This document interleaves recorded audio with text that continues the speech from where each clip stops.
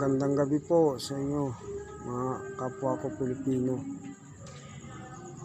Ako po ay nakikiisa sa inyong panawagan. Sana ay meron pong managot na mga magnanakaw sa gobyerno. Nakakagalit po talaga. Naghihirap ang karamihan samantalang kayo nagpapasasa na hindi naman nyo pera. Pera ng bayan yan. Ibalik nyo. Ilan lang kayo nagkikinabang samantala maraming naghihirap.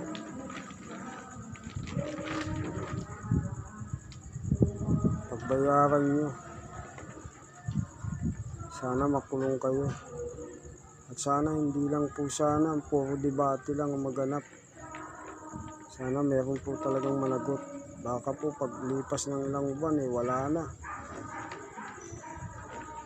Mag-aabang lang po kami kung anong mangyayari. Maraming salamat po at magandang gabi.